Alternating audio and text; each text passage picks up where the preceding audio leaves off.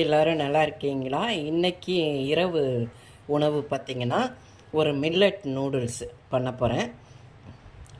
அதாவது வந்து 2 பாக்கெட், ஒரு பாக்கெட் வந்து 180 கிராம். இது வரகு நூடுல்ஸுங்க, வரகு நூடுல்ஸு.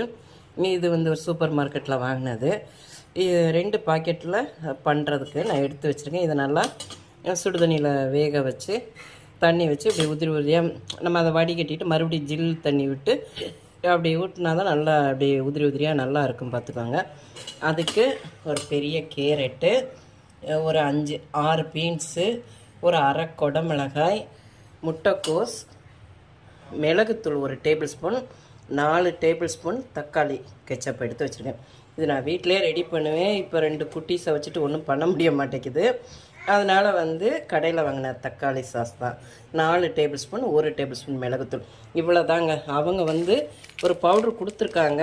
இது எப்படி இருக்குன்னு எனக்கு தெரியாது. நான் சிம்பிளாக ஈஸியாக பிள்ளைங்களுக்கு கொடுக்குற மாதிரி பண்ணுற நூடுல்ஸு. இதுக்கு ஒரு 4 டேபிள் ஸ்பூன், 4 கூட இருக்காது, ஒரு 3 டேபிள் ஸ்பூன் எண்ணெய் எடுத்திருக்கேன். எல்லா காயும் ஒன்றா போட்டு வதக்கணுங்க. ஏன்னா ஒன்று ஒன்றாலாம் போட்டு வதக்கணும்னு அவசியம் இல்லை, எல்லாம் ஒன்றா போட்டாச்சு.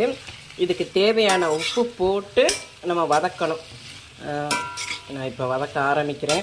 ஒரு கையிலே வீடியோ எடுக்கிறதுனால நான் போட்டு தான் காட்டுவேன், பார்த்துக்கோங்க.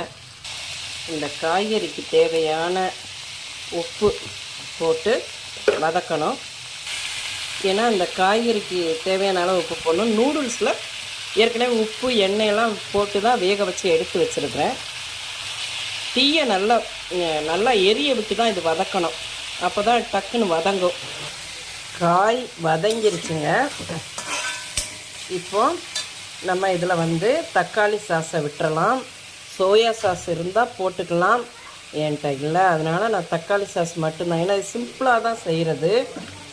ஏன்னா நிறைய மசாலா போட்டு அது போட்டு பண்ணி பிள்ளைங்களுக்கு கொடுக்குறது இல்லையா, எல்லோரும் சாப்பிட்றது, அது நல்லா இருக்காது.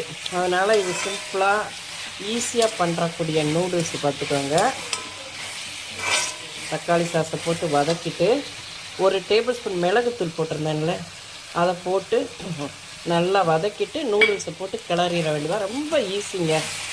உடம்புக்கும் ஆரோக்கியமாக நான் சாப்பிடணும் இல்லையா, அதனால் வந்து இவ்வளோதான், சிம்பிளாக போட்டு பண்ணிடுறது.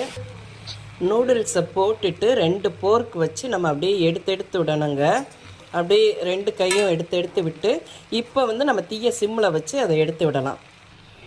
ஈஸியான நூடுல்ஸ் ரெடி ஆகிடுச்சுங்க. சூப்பராக இருக்கும். இந்த